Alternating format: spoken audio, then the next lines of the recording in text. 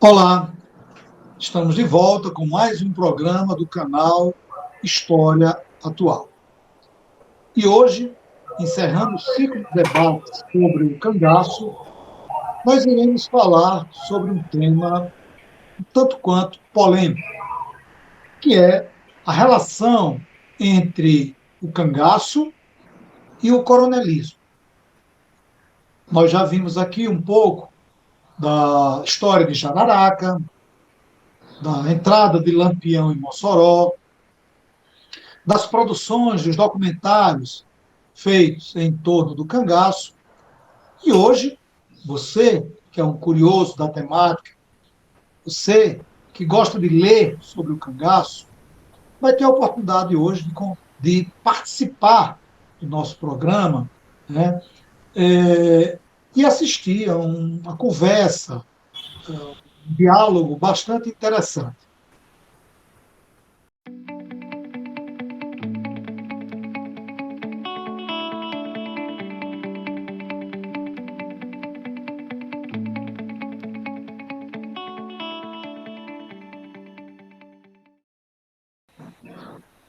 Conosco hoje,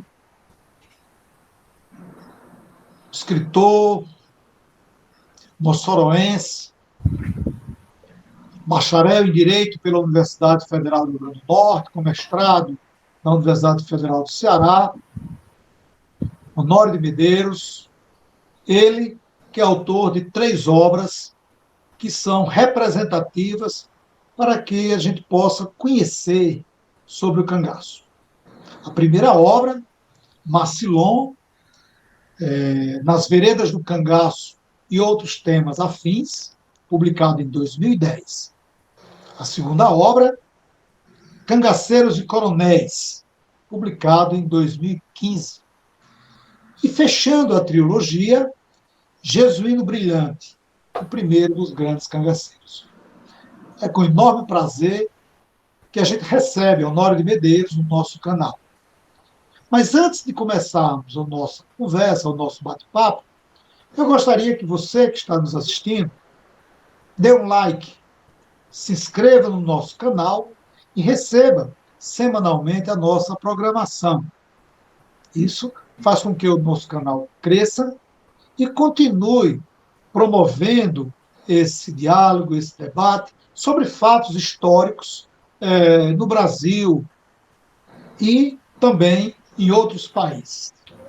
É com enorme prazer, com enorme satisfação, que a gente recebe você, Honório, aqui no nosso canal e gostaria de começar a nossa entrevista você falando um pouco sobre a sua trajetória como estudioso da temática do cangaço, suas principais influências, tanto no campo da historiografia, como das influências das relações pessoais e familiares. Seja bem-vindo, Honório, e mais uma vez obrigado por contribuir com o nosso canal. Eu que lhe agradeço. É um prazer imenso estar aqui e aproveito a oportunidade para lhe apresentar os parabéns pela iniciativa. Eu acho que você está fazendo um bem enorme para todos nós quando agrega no entorno do canal pessoas que querem discutir de uma forma profunda e de uma forma inteligente, se for possível, essa temática que é tão importante para quem, como nós, estudamos a cultura sertaneja atual ou passada. Então, muito obrigado pelo convite para estar aqui. E acerca da minha trajetória, Lemuel, eu sinceramente nunca pensei que fosse desaguar nessas águas profundas do cangaço, não. Em 2003, eu saí de um cargo que eu exercia do governo e resolvi me atribuir um ano sabático. E nesse ano sabático eu me aproximei muito de Quidelmir Dantas e Paulo Gastão, especificamente mais de Paulo Gastão, por conta dos laços familiares de amizade entre a minha família e a família dele. E nessa aproximação, eu tive a oportunidade de conversar com ele acerca de algumas histórias da minha família, que é a família Fernandes. Histórias que eu escutava não somente nos veraneios que eu passava em Tibau, quando a família se reunia, eu menino, mas também nas histórias que eu escutava quando ia passar o mês da invernada no sertão, lá em Pau do Cerro, que é o berço da família Fernandes.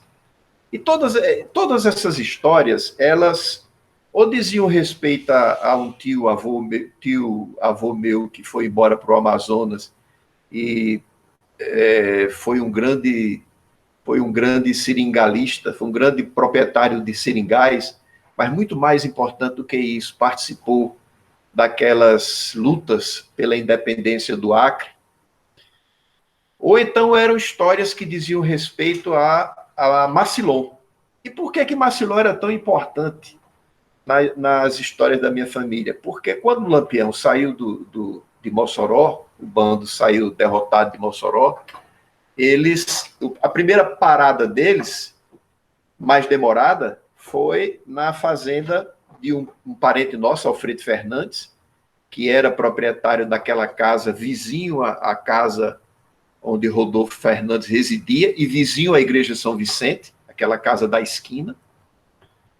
E essa propriedade era administrada por um tio-avô, um irmão da minha avó, que tinha morado no Amazonas, era uma pessoa que já tinha voltado da Amazonas e tomava conta dessas terras de Alfredo Fernandes. E lá o bando se arranchou. Tia Bebela, que era a esposa de tio Childerico, o nome desse meu tio-avô era Childerico. Tia Bebela foi obrigada a cozinhar para todos aqueles cangaceiros, etc. E eles mataram não sei quantas galinhas só por maldade mesmo. Enfim, era uma história que já é mais ou menos do conhecimento de todos quando estudam no cangaço. Não vale a pena relatar aqui nos seus detalhes. Mas o mais interessante é que em um certo momento, depois que eles almoçaram e comeram a farta, então resolveram repousar. Era já final de tarde, começo do final da tarde, assim, mais ou menos 3 horas. E o mais novo dos filhos de tia Bebela, que tinha 2 anos, ele estava com problemas de dentição nascendo, então chorava muito. E começou a chorar, ia berrar, ia dar trabalho. E um cangaceiro se levantou e disse que ia calar o menino. E puxou um punhal. E quando isso aconteceu, tia Bebela se valeu de Macilon. E se valeu de Macilon porque Macilon era conhecido dos Fernandes, lá de Mossoró, porque Macilon tinha sido almocreve. E o pai dele residia em Terra dos Fernandes, em Luiz Gomes. Então ela se valeu de Macilon. E Macilon peitou o cangaceiro e botou moral, como a gente diz. E por conta desse episódio, tia Bebela, enquanto foi viva, todo ano mandava celebrar uma missa em ação de graças para Macilon, pelo bem que ele tinha feito, não permitindo que nosso primo, o filho dela, o caçula, fosse morto. E não só esse detalhe, mas também o que aconteceu durante a permanência de Lampião lá na propriedade, era sempre alvo de conversa e tudo mais. Então, essas histórias de cangaceiro, elas, até pelo fato de eu ter nascido numa casa que fica ao lado da Igreja São Vicente, essas histórias, elas formaram o pano de fundo da minha infância e meninice. Elas estavam sempre presentes. Mas, especificamente em 2004, nesse ano sabático ao qual eu me referi, um amigo meu de infância, que era da turma da Igreja São Vicente, mandou para mim uma matéria publicada no jornal Gazeta do Oeste, escrita por um jornalista chamado Alexis Gugel, dando conta de uma entrevista que ele tinha feito com um senhor em Caraúbas, um senhor já nonagenário, mas que naquela época ainda vivo, lúcido, e que tinha sido posto no colo de Massillon, criança, né, recém-nascida. Mas também tinha sabido de algumas histórias alusivas a Massillon Almocreve, passando por aquela região, indo e vindo do sertão da Paraíba para Mossoró, de Mossoró para o sertão da Paraíba, aquilo todo. E numa dessas passagens, ele teria sabido que Massillon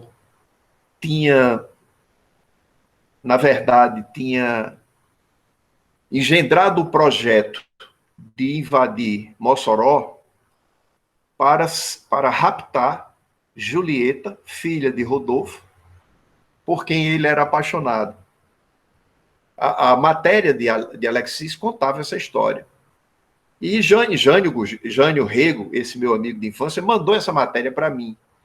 E eu comentei com o Paulo, comentei com o Kidelmi, e comecei a escutar na família se alguém sabia alguma coisa, comecei a ler acerca do assunto, comecei a trocar impressões com Paulo e com Kidelmi, e ambos me motivaram bastante para que eu fizesse uma pesquisa mais aprofundada acerca do assunto.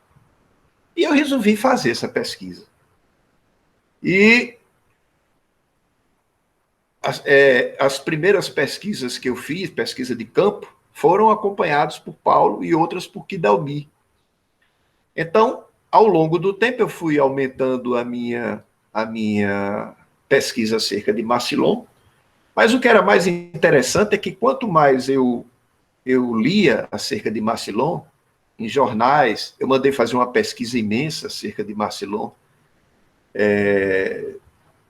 por um especialista em navegar em sites com jornais antigos, etc., aquilo tudo. Comecei a comprar livros e comecei a estudar. E quanto mais eu estudava, quanto mais eu lia acerca de Massillon, mais eu achava um pouco ingênua a concepção que existia de que Lampião tinha invadido Mossoró única e exclusivamente por conta do saque, única e exclusivamente para saquear Mossoró.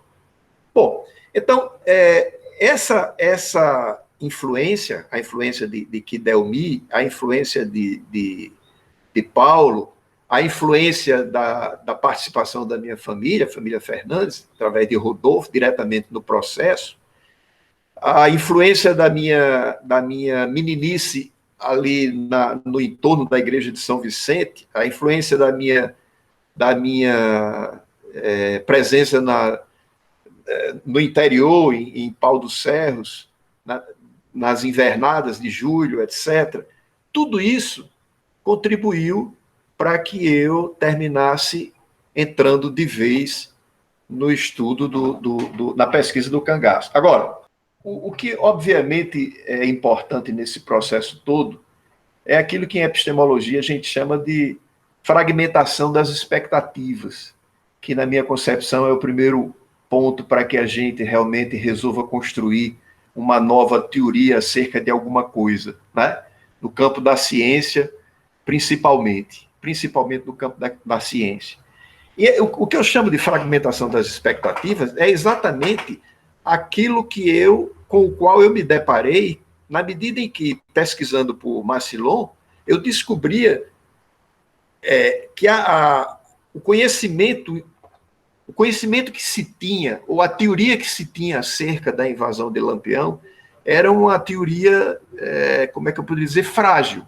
Ela não resistia às investidas que poderiam ser feitas se fosse empreendido um estudo mais aprofundado acerca da invasão e, principalmente, se fosse levado em consideração não apenas o relato específico de como os fatos aconteceram, ou seja, puramente a narração fática, fosse levado em consideração o ambiente onde tudo isso aconteceu. E o resultado de todo esse processo foi o livro Macilon. Foi minha estreia no Cangaço em 2010. Em 2010 ele foi lançado.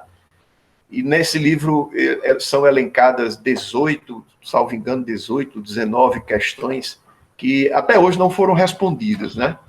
E que eu as coloquei para a comunidade estudiosa acerca do cangaço, me ajudarem a pesquisar em relação ao assunto, e não obtive resposta. Elas continuam pendentes, apesar de todo esse tempo que já passou. Então, essa realmente, no campo pessoal, no campo familiar e no campo da historiografia, eu gostaria de lembrar um detalhe interessante. Quando eu tinha mais ou menos 12 anos, uma das vezes que eu fui passar as férias em Recife com uma tia que lá residia, irmã da minha mãe, na biblioteca dela eu descobri um livro chamado Vingança Não. E eu li esse livro, Vingança Não. Inclusive, a minha tia, eu me lembro da minha tia dizendo que eu não devia ler aquele livro, porque era um livro muito triste. Por que é que você vai ler um livro desse, um livro sobre cangaceiro? É um livro muito triste. Mas aí ela saía para trabalhar, ela trabalhava na Sudene, e eu ficava à vontade e terminei lendo o livro. Depois eu me esqueci desse livro. Anos depois, quando retomei os estudos do cangaço, imediatamente mandei comprar o Vingança Não para mim, porque eu considerava que o tijolo inicial tinha sido exatamente esse livro, Vingança Não. E nunca me arrependi de dizer isso, porque é uma obra muito interessante, muito interessante. Honório, você abordou aí sobre sua obra Macilon, e o segundo ponto que eu queria que você levantasse era o seguinte: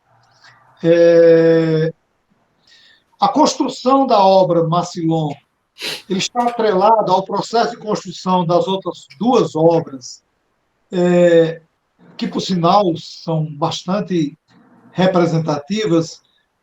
O que você aponta como diferencial em relação a outras obras produzidas sobre o cangaço, sobre essa temática? Você tem 3 obras. Isso. Você aborda muito bem o aspecto teórico, epistemológico, um pouco da filosofia, mas o que é que você, pegando as suas 3 obras, sua produção, as suas produções, e comparando com outras produções de outros autores, já mais experientes ou não do que você, onde é que está o diferencial para que o leitor, quando coloque o olhar ali, ele diga: esta obra de Honório difere de outras obras que eu já li, por isso, isso e isso. Onde é que está o diferencial? A questão do poder. A questão do poder. O pano de fundo das minhas 3 obras termina sendo um estudo acerca das relações de poder naqueles anos 20.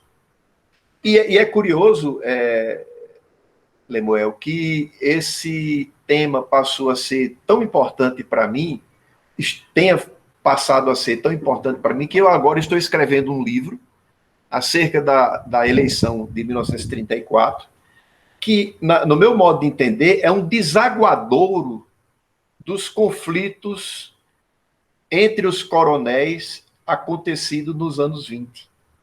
Mas quando eu digo o pano de fundo é o poder, o que eu estou querendo dizer é o seguinte, que não é possível a gente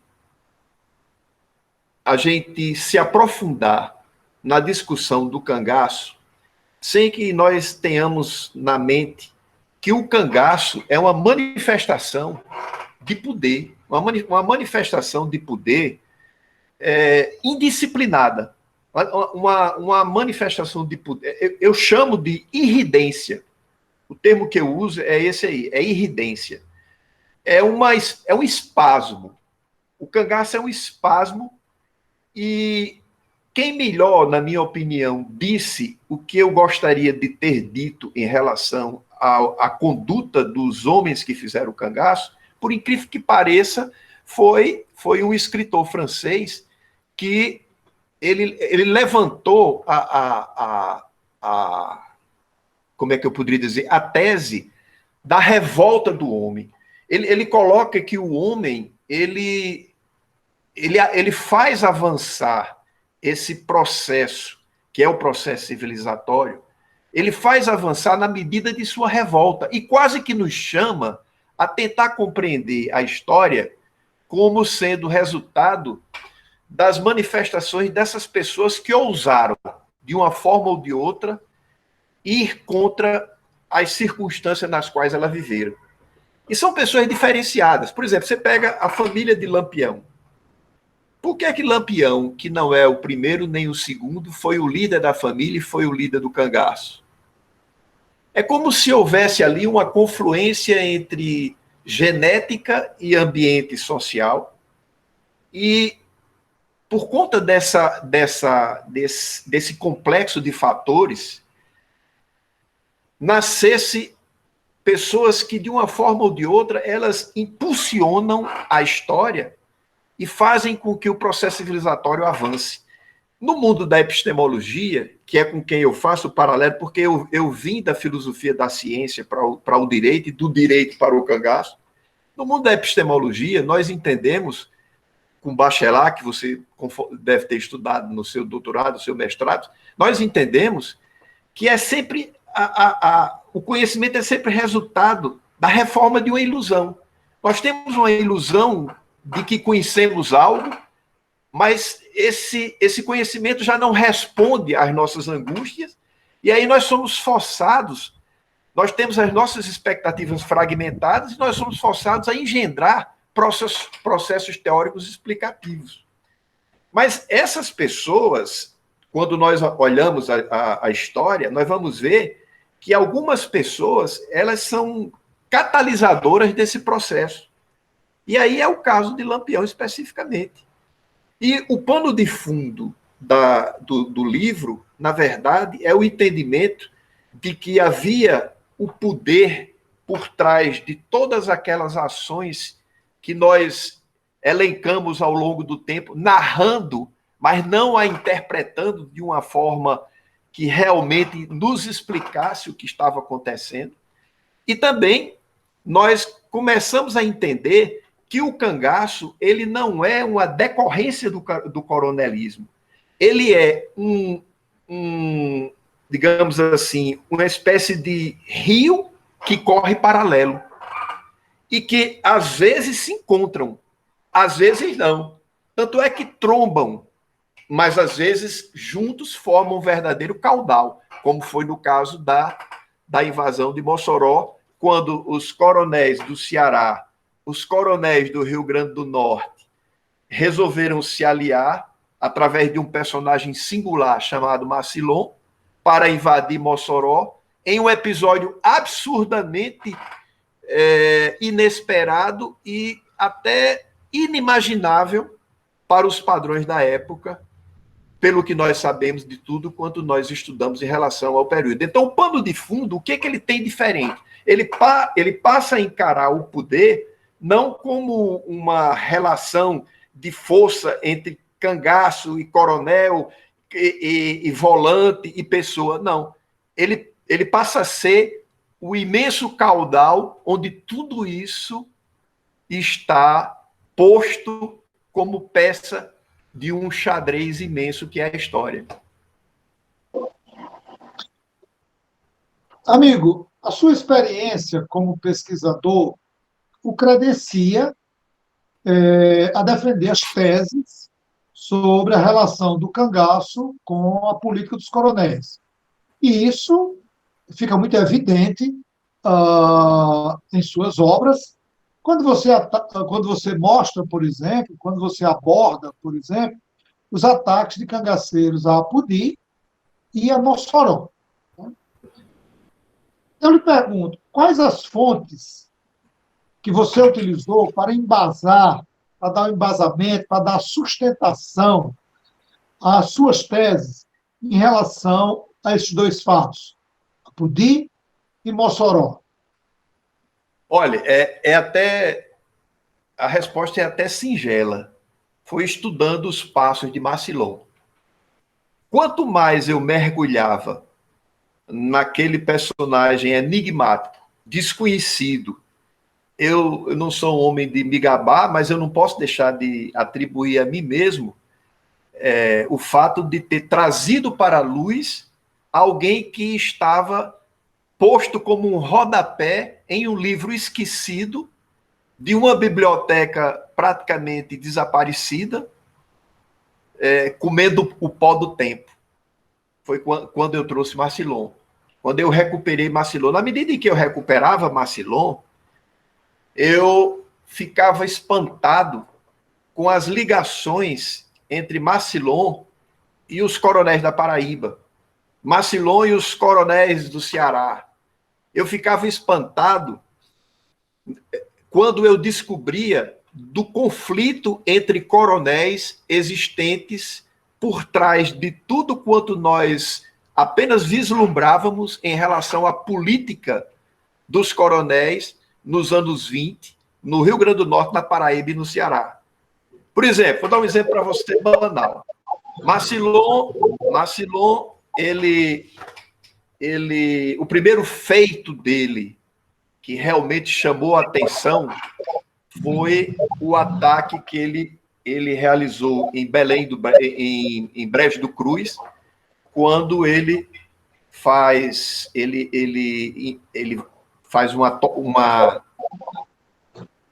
não é uma emboscada, ele chegou à noite para matar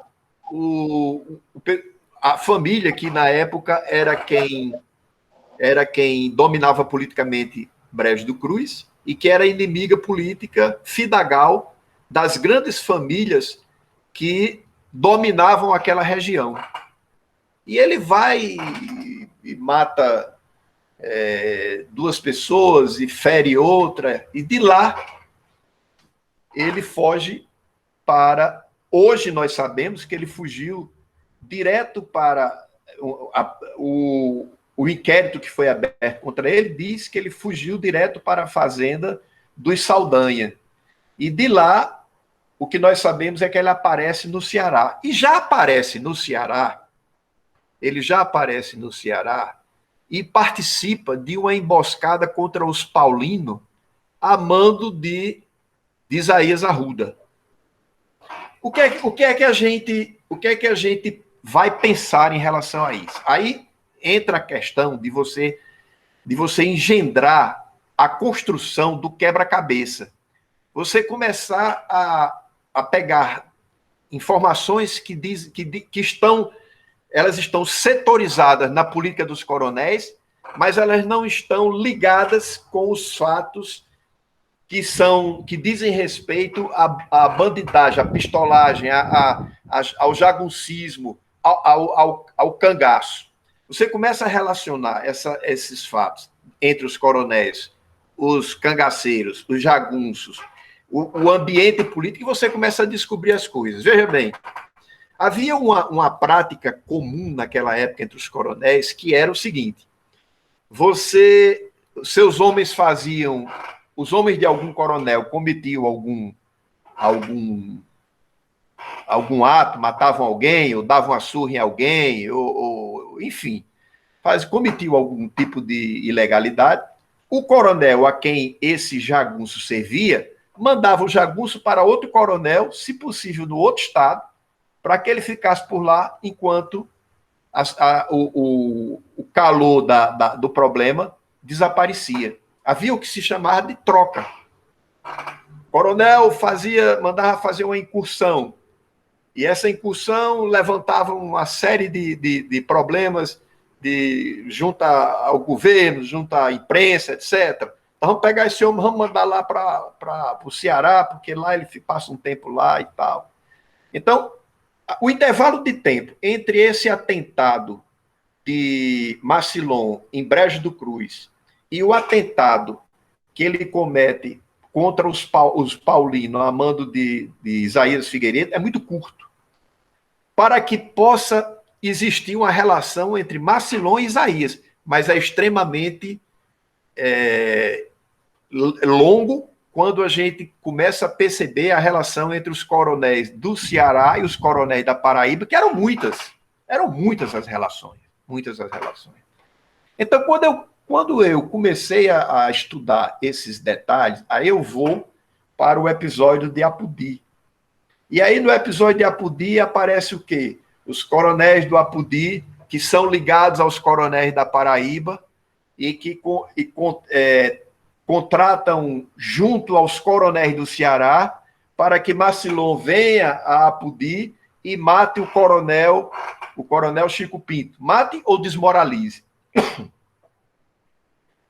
Um mês depois, o mesmo Macilon praticamente é quem comanda a invasão de Mossoró.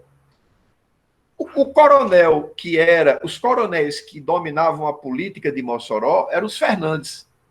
Os Fernandes dominavam uma região do oeste até Luiz Gomes. De Luiz Gomes para o outro lado da Serra do Martim eram outros coronéis que eram aliados dos coronéis do Ceará. Tanto é que quando vem a Revolução de 30, imagina como é que está essa situação. Os mesmos coronéis que foram adversários nesse processo eram adversários em 1930. E foram adversários cruentos. Por conta disso aí, foi assassinado o mesmo coronel Chico Pinto, que conseguiu escapar em 1927. Entendeu? Então, essa política que havia em 1920, 1930, que vai do final que vai do ano 1929, 28, 29, fim do governo Zé Augusto Bezerra de Medeiros, e vai até 35, que é quando Getúlio toma o poder e muda completamente a configuração da política do país. O que nós encontramos no Nordeste, no Nordeste sertanejo, no sertão do Ceará, do Rio Grande do Norte da Paraíba, naquela região, naquele imenso círculo formado pelo Brejo, pelo Cariri da Paraíba, o Cariri cearense, o Seridó e o Alto Oeste do Rio Grande do Norte, é uma briga entre coronéis. É uma briga entre coronéis. Macilon não invadiria, não conseguiria trazer Lampião para invadir Mossoró, como ele queria, se ele não tivesse o apoio de Isaías. Isaías é o quê? Um coronel. Quem era que era visado em Apodi? Um coronel, o coronel Chico Pinto. Quem é que foi visado em Mossoró? Quem foi o elemento da invasão de Mossoró, sem o qual não teria havido toda a história que houve da invasão de Mossoró? Coronel Rodolfo Fernandes. Então você veja que é uma briga de coronéis. E no epicentro desse processo, para se vir como luz na escuridão, um cangaceiro obscuro, mas que foi ator e protagonista de todo o processo, Macilon. Então é isso aí, é fazer esse jogo e entender isso aí. Olha, você tem uma noção de uma coisa? Quando Zé Augusto Bezerra de Medeiros era governador do Rio Grande do Norte, ele, para atender interesses específicos dos Fernandes no sertão, ele mandou a polícia invadir as terras do Saldanha, no Rio Grande do Norte. Não só mandou invadir, como essa invasão foi dura. Primeiro, por conta do orgulho dos Saldanha, que era um orgulho natural. Eles eram coronéis de Barace de Cutelo, coronéis realmente com muita terra e eram muito poderosos. E aí você veja o seguinte: quando vem a Revolução de 30, Zé Augusto cai, quem é que sobe? Joaquim Saldanha, o maior de todos os coronéis, uma figura tão importante para a história do sertão do Nordeste, que ele por si só merecia uma biografia, porque esse homem foi tudo que você puder imaginar, até general das forças revolucionárias no sertão da Paraíba e do Rio Grande do Norte. Ele comandou um destacamento na Revolução de 30, porque na Revolução de 30 ele ficou contra Zé Pereira. Ele ficou contra os inimigos que ele tinha no Rio Grande do Norte, que era Zé Augusto Bezerra de Medeiros do Seridó e Rafael Fernandes no Alto Oeste. As duas maiores vigas de sustentação do poder dos Maranhão, quando os Maranhão construíram a sua oligarquia, e já nos estertores, quando Zé Augusto terminou governador do Rio Grande do Norte, e depois Juvenal Lamartine continuou, em seguida, Rafael Fernandes foi o governador do estado do Rio Grande do Norte. É tudo uma história de coronéis. É uma grande aula, viu, amigo?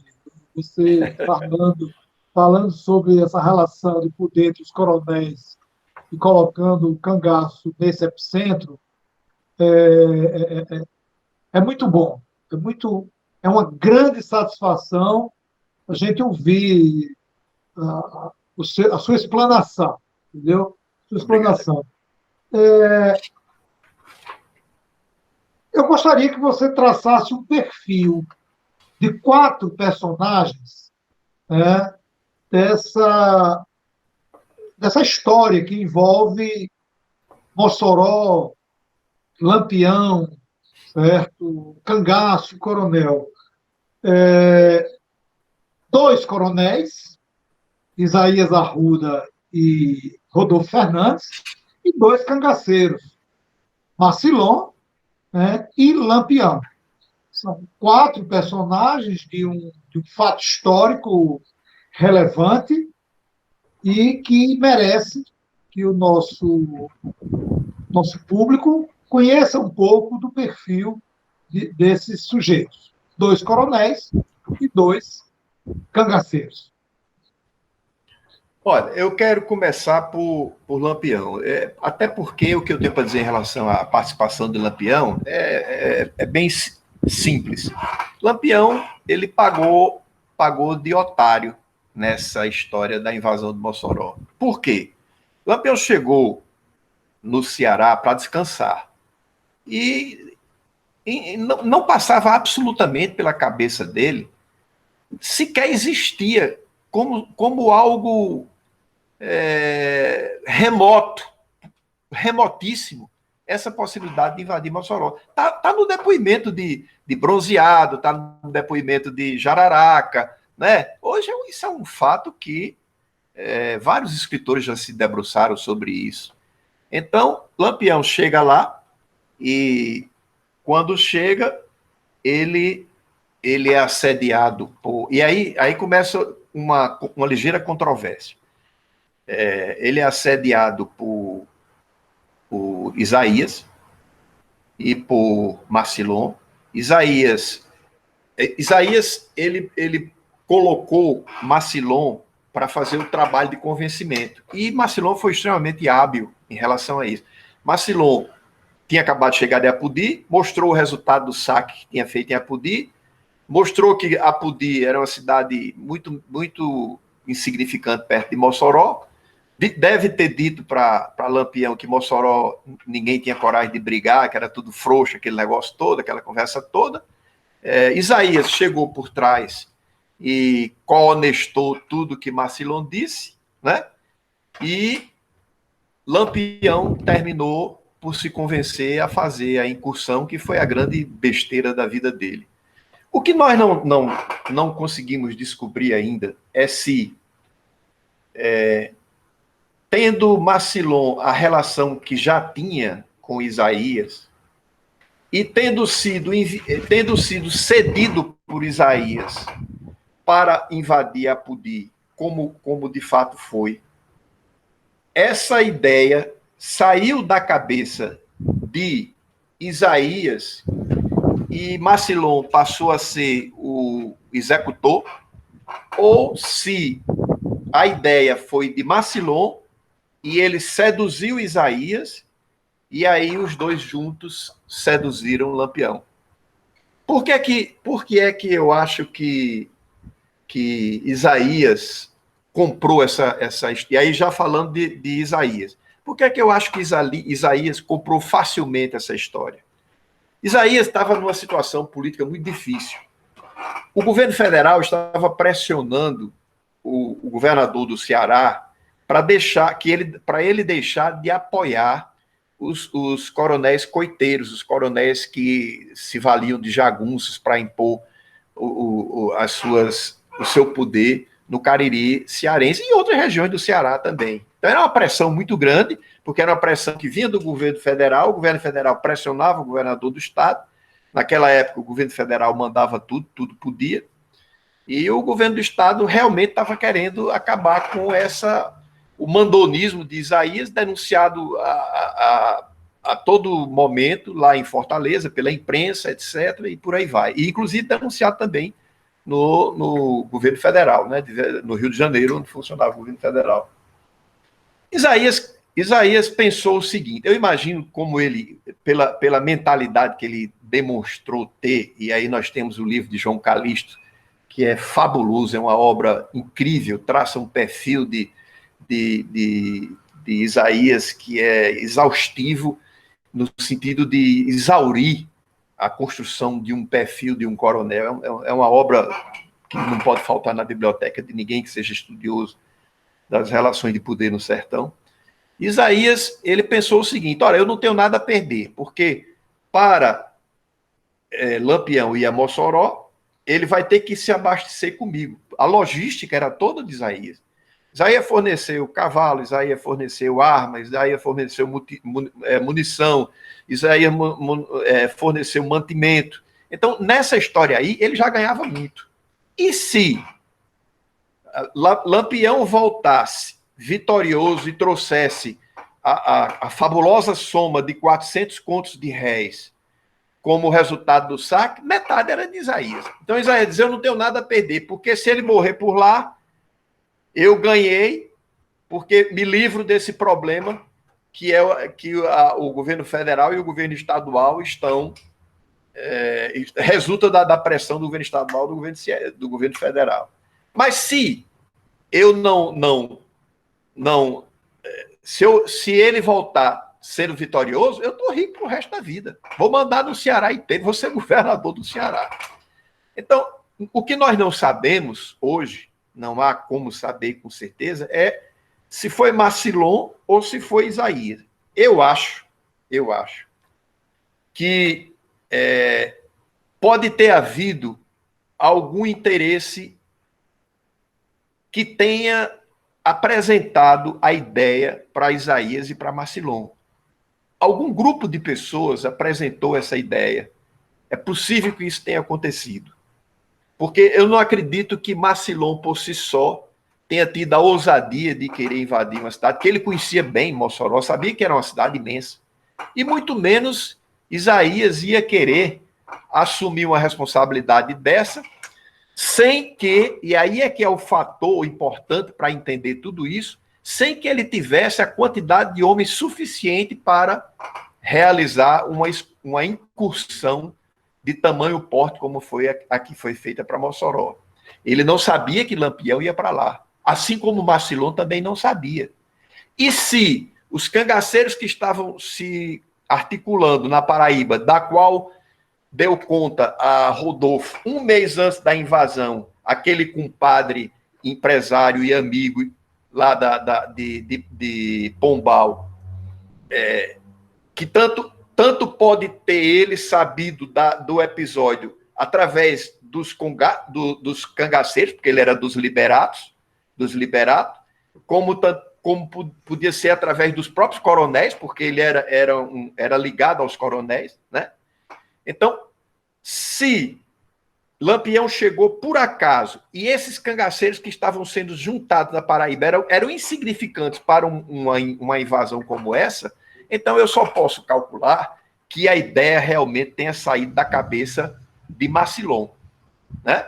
E para sair da cabeça de Macilon, eu acho que ele se aproveitou da presença de Lampião. Ele é provável que estivesse sendo cantado para realizar uma operação em Mossoró semelhante à que ele realizou em Apodi. Um processo de desmoralização da liderança política do coronel Chico Pinto. Por que eu digo isso? Para onde foi que Macilon se dirigiu assim que chegou em Mossoró? Para a casa de Rodolfo. Mas ele sabia que Rodolfo não tinha a quantia que queria levar de Mossoró, e que nem Rodolfo iria conseguir essa quantia. Se realmente eles queriam o dinheiro que pediram a Rodolfo, eles fossem invadir o Banco do Brasil. O Marcilon sabia que havia o Banco do Brasil em Mossoró. Ele foi ao Mocreve em Mossoró, conhecia Mossoró muito bem, né? Então, se eles queriam realmente dinheiro, eles deveriam ter se dirigido para o coração da cidade, arrombado o comércio de Mossoró, invadido o Banco do Brasil. O Banco do Brasil tinha 900 contos de réis na época, guardados lá. Aí não, Marcilon vai e comanda uma invasão à casa de Rodolfo. O que é que ele queria lá em Rodolfo, especificamente? Né? Veja que ele seduz Lampião, e aí Lampião vai para a fábrica de gelo, fica dando suporte à entrada de Marcilon pelos fundos da casa de Rodolfo, enquanto o grupo de Colchete, o grupo de Jararaca passa entre a igreja de Alfredo e a igreja e ataca pela frente. Quer dizer, um ataque em gancho, um ataque em agulha, um ataque clássico. Um vai pelos fundos, outro vai pelo outro lado. Mas por que isso? Então, quer dizer, o que nós podemos perceber é que Isaías, de uma forma ou de outra, sem ele não teria havido ataque. Sem Marcilon não teria havido ataque. E, nesse caso, Lampião passa a ser um personagem secundário, porque ele somente invadiu Mossoró na justa medida em que Marcilon e Isaías se articularam para convencê-lo. Quanto a Rodolfo, o papel dele era um papel fácil de perceber. A liderança dos Fernandes naquela época era dividida de forma inteligente. Enquanto Rafael Fernandes cuidava da grande política no Rio de Janeiro, era deputado federal e ficava arranjando verba e recurso e aquela coisa toda, e cuidando dos próprios negócios, o negócio da família lá no Rio de Janeiro, a política miúda era feita por Rodolfo. Rodolfo cuidava dos interesses da Fernandada que existia de Mossoró até Luiz Gomes, porque praticamente todos os prefeitos daquela época, na região do Alto Oeste, eram da família Fernandes. Caicó era Chico Pinto, que era compadre de Rodolfo. Aí você chegava em Pau dos Céus, era um tio-avô meu, Adolfo Fernandes, que era o pai de Alfredo Fernandes. Era o prefeito de Pau dos Céus. Você chegava em São Miguel, era um aliado dos Fernandes, não era Fernandes, mas era um aliado de Fernandes. Você chegava em Martins, era um Fernandes. Você chegava em Luiz Gomes, era um Fernandes. Então, praticamente eram os Fernandes que dominavam tudo. E quem tomava conta dessa milsalha era Rodolfo.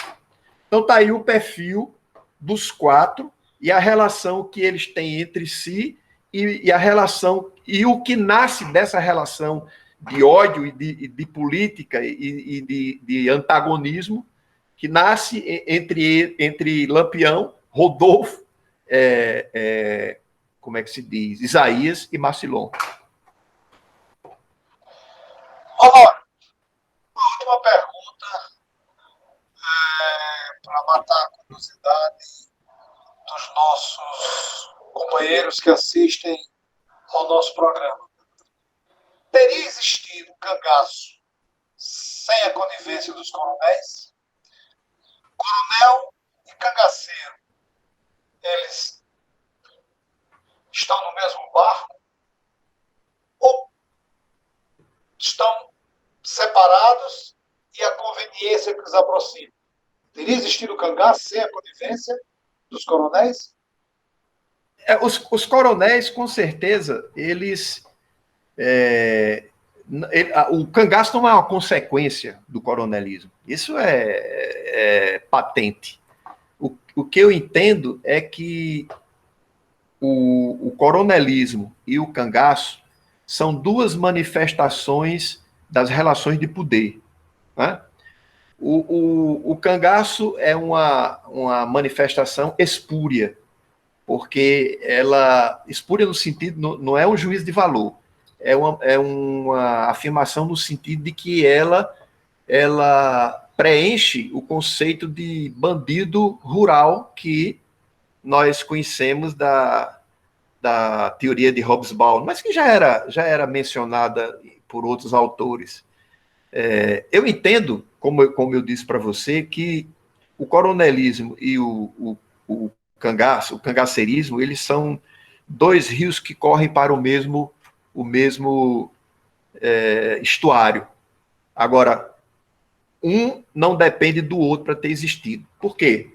Porque nós sabemos que houve coronelismo no mesmo período em outras regiões do país, mas não houve cangaço. Assim como nós sabemos que o cangaço somente houve, da forma como ele é compreendido, é apreendido pelas as suas características específicas, somente houve na região do sertão nordestino. Então, agora, ambas são manifestações da estrutura de poder, né? Quando você olha para um cangaceiro, você percebe um homem revoltado. Ele está ali no cangaço porque ele não aceitou cumprir a circunstância de escravidão que os que eram iguais a ele, por ela passaram naquele mesmo processo histórico. Você olha para um homem como Lampião e você entende aquela afirmação que ele deu em entrevista uma vez, quando perguntaram por que é que ele não mudava de vida. E ele responde, por que é que eu vou mudar de vida, uma vida boa como essa? É mais ou menos isso, eu não sou de guardar, né? Mas, assim, o que é que você imagina que possa ser uma vida de um homem como Jararaca? Eu, na defesa que fiz de Jararaca naquele júri dos 90 anos, né, da invasão de Mossoró, eu tenho a impressão que eu convenci o júri quando perguntei, eu convenci ao conselho de sentença, quando perguntei ao conselho de sentença que outra opção poderia ter um homem que nasce sob certos aspectos mais inteligente do que aqueles que os cercam, se não entrar no banditismo. Pobre, preto, bastardo, como era o caso, porque dizem que Jararaca, não sei se isso nunca estudei a questão a fundo, mas escutei vários relatos importantes dizendo que Jararaca era filho de uma escrava com o dono das terras onde ele vivia. Pobre, preto, bastardo, feio, sem nada. E aí ele olha para um lado, olha para o outro e pega em armas pela primeira vez na Revolução Constitucionalista de 32, pega em armas e dizem que foi humilhado por um sargento, matou esse sargento, voltou para cá. Mas essa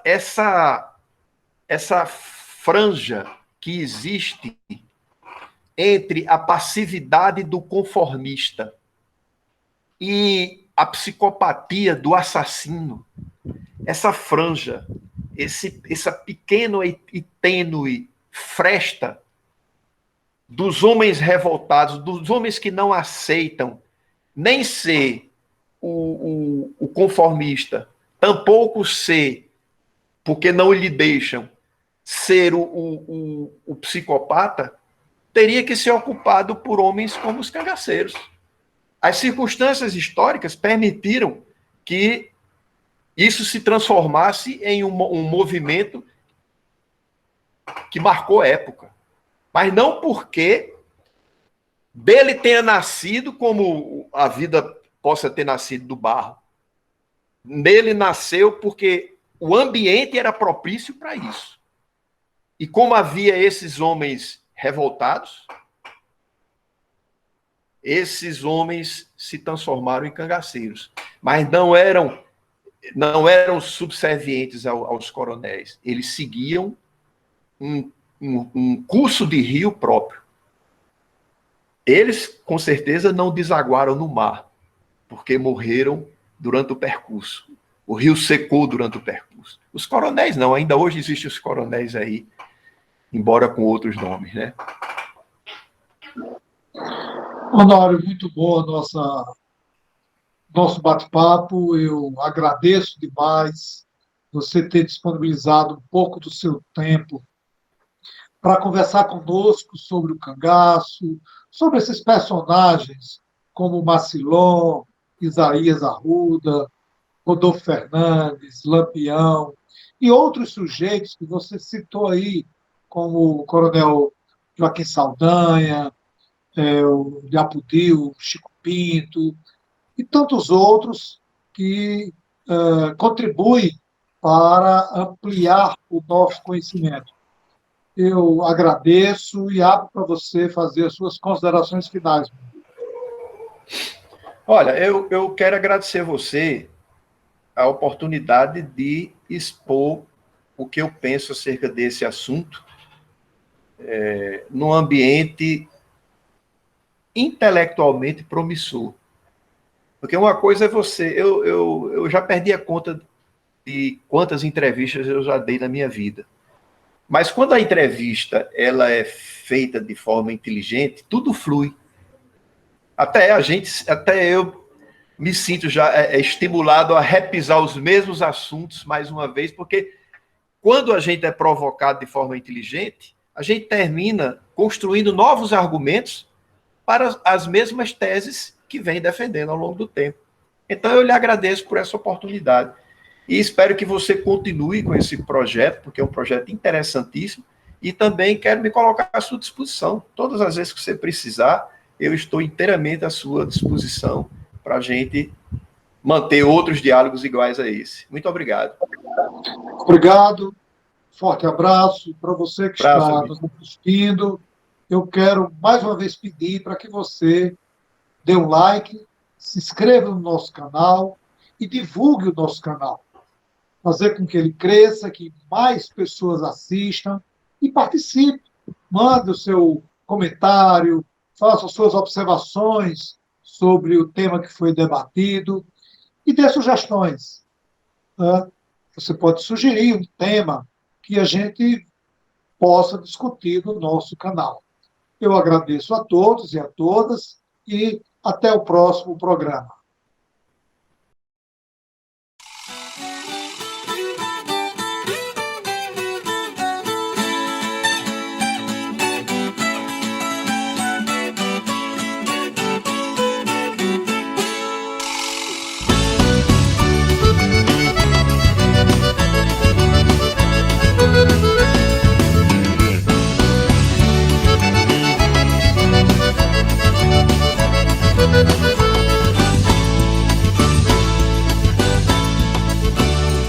O capitalismo do coronelismo jogou num abismo nosso Brasil.